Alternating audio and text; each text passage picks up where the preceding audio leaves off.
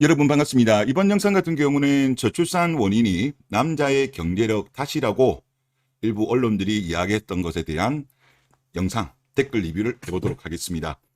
지난 5월 달쯤에 어떤 보고서가 하나 나왔어요. 이제 그 보고서 내용이 한국의 저출산 경제력이 없는 남성 탓이다.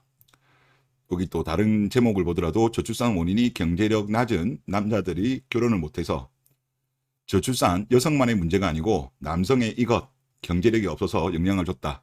이런 좀 악의적인 제목들이 많았는데 제가 이제 좀 오늘 몇 개 좀 업데이트를 했습니다. 지금 이제 이거 같은 경우는 일본의 어떤 그 논문을 하나 제가 가져온 건데 이제 뭐냐고 하면 X축 같은 경우는 이제 1인당 소득 그리고 Y축 같은 경우는 합계 출산율과의 인과관계를 나타난 거예요. 그러면 1인당 소득이 증가하면 증가할수록 합계 출산율은 올라가는 양의 상관관계를 나타낸 겁니다. 양의 상관관계. 그러면 이걸 우리나라랑 좀 비교를 해보면 분명히 이거는 양의 상관관계인 거는 맞습니다. 맞는데 지금 대한민국 같은 경우는 여성 할당제 등으로 인해 가지고 양질의 일자리가 여성 쪽으로 많이 간 상황입니다. 그러면 남자가 상대적으로 일자리를 많이 잃어버린 상황이에요. 근데 여성들이 만약에 상승혼을 하지 않고 동질혼 정도만 간다고 하더라도 우리나라의 혼인 감소는 이만큼 박살나지 않았을 겁니다. 저출산도 이만큼까지 가지 않았을 건데 여성들 같은 경우는 죄다 상승혼을 하려고 하다 보니까 여성들한테 많이 일자리를 빼앗긴 남성들이 소득이 당연히 줄어들고 그로 인해서 소득이 줄면 결혼을 해도 출산율이 떨어지고요.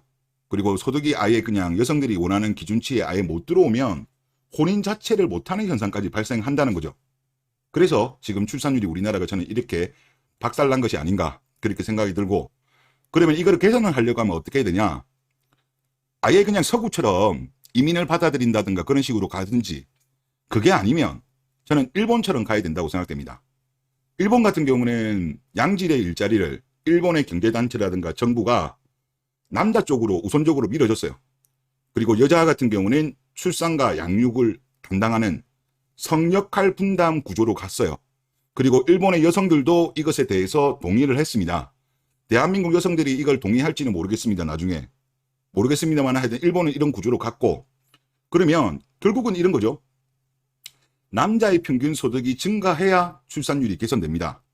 그리고 여자의 평균 소득이 증가하는 것은 오히려 여성들의 하이퍼가미 때문에 출산율 개선에는 오히려 마이너스다.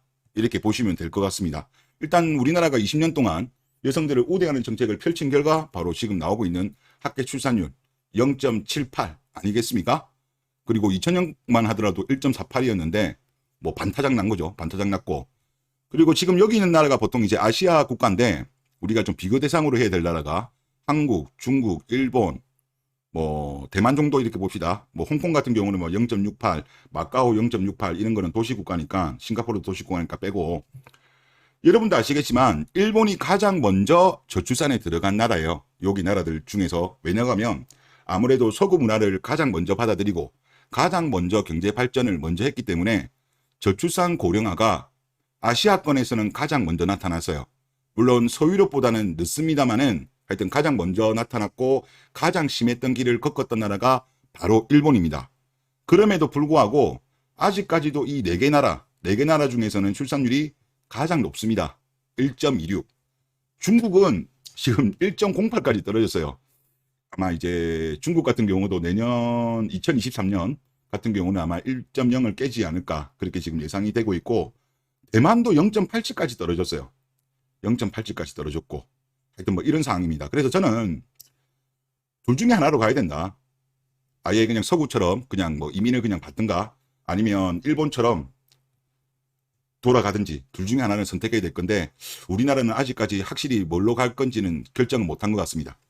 그리고 지금 이 내용 같은 경우는 제가 인터넷 커뮤니티를 오다 보니까 어떤 분이 정리를 잘 해 주셔가지고 여기 위에 것까지는 제가 좀 그냥 가져왔습니다. 가져왔는데 가부장제 결혼의 특징이 뭡니까?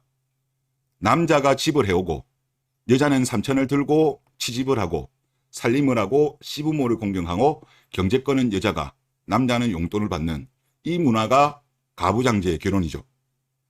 그런데 지금 여성들이 말하는 거는 남녀 평등 결혼이잖아요. 남녀 평등 결혼은 어떻습니까?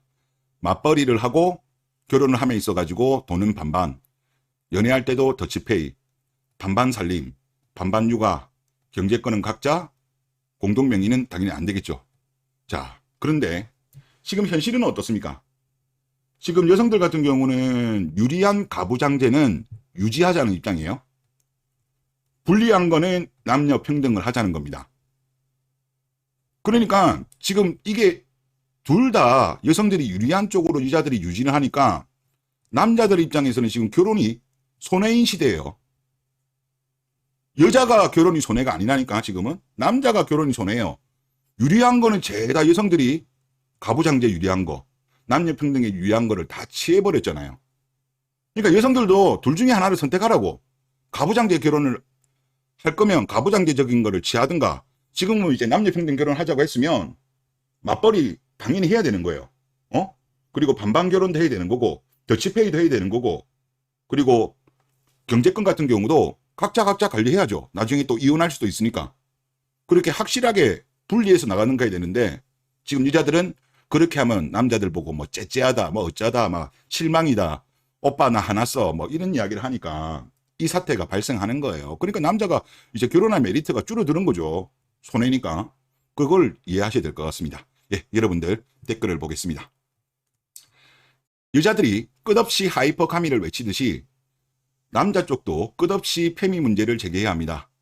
저출산의 문제를 계속 밀고 나가셔야 돼요. 아마 저한테 한 이야기 같은데, 그러니까 저도 지금 생각이 뭐냐면 이제 다소 좀 중복되는 내용이 있다고 하더라도 제가 아시겠지만 계속 저도 원래 이거 전문적으로 했던 사람이 아니에요. 어쩌다가 유튜브 하다가 보니까 갑자기 이쪽으로 들어오게 된 건데, 그래서 계속 업데이트는 하고 있습니다. 업데이트를 하면서 또 오늘 같은 경우 보여드린 것처럼 또 올려드리는 거고 하니까 이런 부분은 좀 이해를 해주시고, 그리고 제가 바라는 건 그겁니다. 일본 같은 경우도 일본 여성들이 결국은 100기를 들었죠. 그래서 저는 이 100기 들 때까지 한번 진행을 해볼까 그렇게 생각을 하고 있습니다. 네, 그리고 다음 댓글을 보겠습니다. 저는 코리안 마케이누 세대가 5년 10년 뒤에 줄줄이 아사할 때만을 바라보고 있습니다. 그때가 되면 정말 즐겁게 웃을 수 있을 거예요 라고 하셨고, 또 한 분은 비혼으로 경제적으로 힘들게 늙어봐야 정신을 차리겠죠 라고 하셨습니다. 결국은 경제적으로 힘들면 100기를 들지 않을까 싶습니다. 들 것 같은데, 제가 여기도 몇 차례 통계청에서 가져왔던 그 소득에 관련된 거를 자료를 보여드렸는데, 남자 같은 경우는 50부터 소득이 줄어요. 소득이 줄긴 줍니다만은 그래도 그렇게 큰 금액으로 줄지는 않습니다. 절대적인 소득 자체가 남자보다 여자가 적거든요. 근데 여성들 같은 경우는 40대만 접어들어도 소득이 크게 감소하기 시작해요.